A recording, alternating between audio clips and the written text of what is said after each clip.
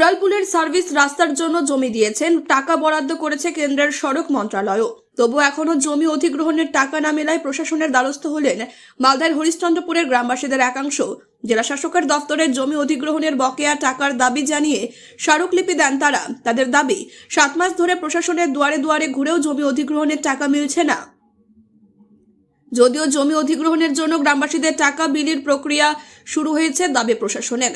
জানা গিয়েছে, জাতীয় সড়কের উদ্যোগে 2020 সালে হরিশ্চন্দ্রপুরের তুলসীহাট্টা ভবানীপুরে উড়ালপুল তৈরি হয়। উড়ালপুলটি 600 মিটার লম্বা। উড়ালপুলের একপাশে সার্ভিস রাস্তা তৈরি হলেও এখনো 250 মিটার কাজ বাকি রয়েছে।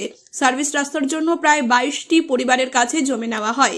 এর জন্য শতক পিছু জমিদাতাদের 6.5 লক্ষ টাকা করে দেওয়ার উদ্যোগ নেওয়া হয়। তবে টাকা বরাদ্দ হলেও এখনো টাকা পাননি জমিদাতারা বলে অভিযোগ মহকুমা শাসকের দফতর থেকে ভূমি ও ভূমি সংস্কারে ঘুরেও টাকা মিলছে না। জাতীয় সড়কে মালদাহের এক্সিকিউটিভ দিগন্ত কুণ্ডু বলেন, জমি অধিগ্রহণ করে দফতরের হস্তান্তর হলেও সার্ভিস রাস্তার কাজ শুরু হবে। তবে জমি অধিগ্রহণের জন্য মন্ত্রক টাকা বরাদ্দ করেছে। সার্ভিস রাস্তা তৈরি না হওয়ায় প্রায় পথ দুর্ঘটনা ঘটছে হরিশ্চন্দ্রপুরে। এছাড়া জমি অধিগ্রহণ না করায় কোনো কাজ হচ্ছে না বলে দাবি করেন হরিশ্চন্দ্রপুরের মহেন্দ্রপুরের শামিউল হক। তিনি বলেন, জাতীয় সড়ক জমি নিয়েছে অথচ এখনো টাকা পায়নি। টাকা না পেয়ে বাড়ি ভেঙে অন্যত্র সরাতেও পারছি না, আমরা ঝুলে রয়েছি। এই টাকাটা already government of India ministry of road transport highway থেকে স্যাংশন হয়ে গেছে। 6,61,00,000 টাকা total land acquisition cost. Even একজন জমিদাতা অলরেডি টাকা পেয়ে গেছে 37 লক্ষ টাকার মতো। বাকিগুলো আমাদের এই ল্যান্ড অ্যাকুইজিশনের পেমেন্টটা থ্রু ভূমিরাশি পোর্টাল হয়। তার জন্য ব্যাঙ্ক অ্যাকাউন্টের ডিটেলস, প্যান, আধার কার্ড, যেগুলো ভোটার কার্ড যেগুলো লাগে, সেগুলো অলরেডি আমরা ফিল্ড থেকে এলএ অফিস থেকে ল্যান্ড অ্যাকুইজিশন অফিস থেকে কালেক্ট করা হয়েছে। সেগুলো ভূমিরাশিতে আপলোডও হয়েছে। সেই প্রক্রিয়াটা চালু হয়েছে। এক এক করে এটা ভেরিফিকেশান হলে আস্তে আস্তে আমরা থ্রু ভূমিরাশি পোর্টাল ডাইরেক্ট জমিদাতাকে পেমেন্ট ওই এলএ অফিস থেকে করে দেবো।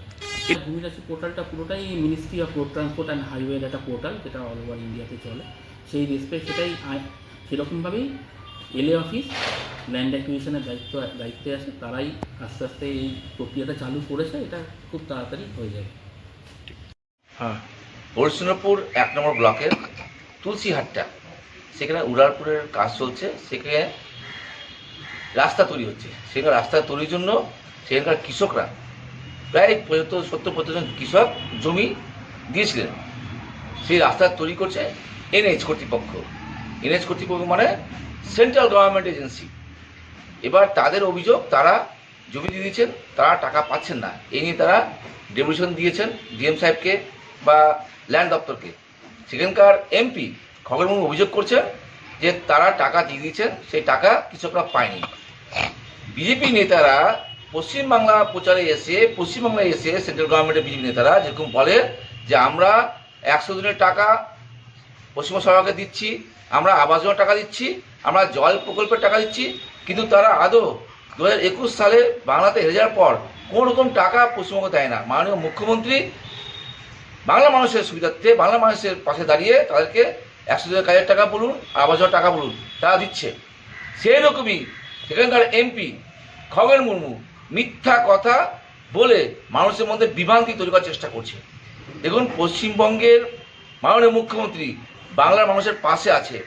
তারা যদি টাকা দিয়ে থাকে, টাকা তারা অবশ্যই পাবে, কিন্তু তারা টাকা দেয়নি, তারা স্বীকার করছে। তারা মিথ্যা কথা প্রথম থেকে 14 সাল থেকে যখন থেকে ভারতবর্ষে ক্ষমতা এসছে, তখন থেকে মিথ্যা কথা বলতে বলতে তাদের প্রত্যেকটা নেতাকর্মী মিথ্যা কথা বলে মানুষকে বিভ্রান্তি করছে।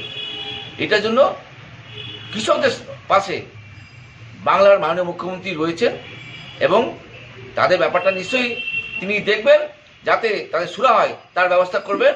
মাননীয় মুখ্যমন্ত্রী তাদের ব্যবস্থা করবেন। কোনো খগেন মুর্মু বা কোনো বিজেপি নেতারা করতে পারবেন না। কিন্তু আমরা অনুরোধ, আপনারা মিথ্যা কথা বলা বন্ধ করুন, তাতে আপনাদের মঙ্গল। কেটে দেবো।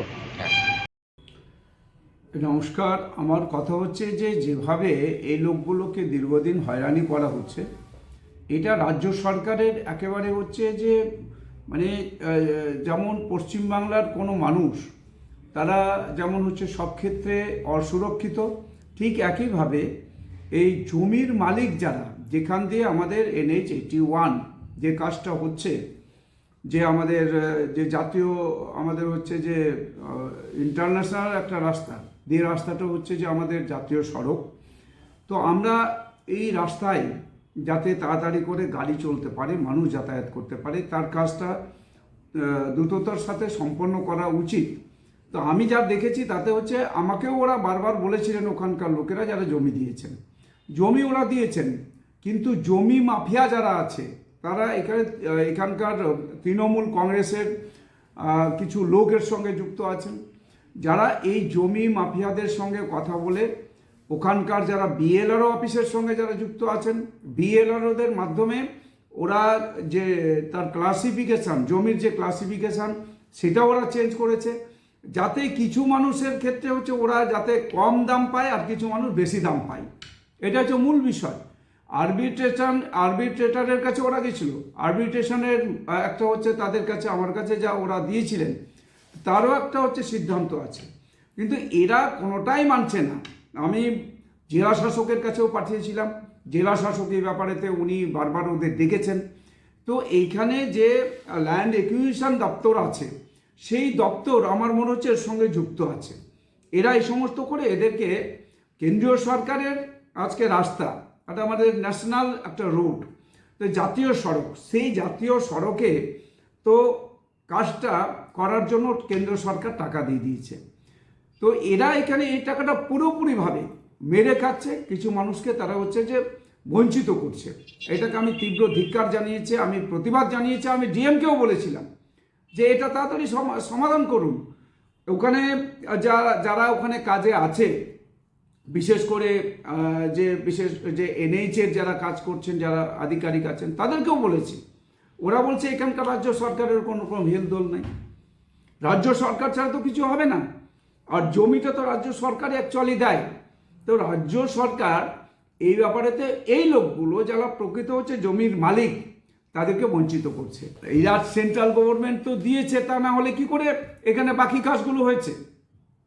এত বড় রাস্তার কাজ হয়ে গেছে, সামান্য ওখানে 2-3 কিলোমিটার বাকি আছে, তাহলে এই যে বাকিটা আছে তাহলে কি টাকা দেয়নি?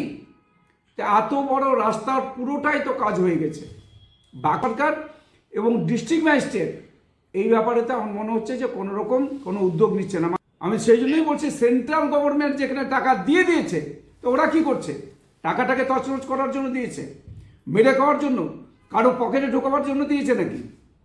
এটা এই তৃণমূল কংগ্রেসের এটা হচ্ছে যে আমাদের 15 বছর ধরে রাজ্য জুড়েই এগুলোই চলছে।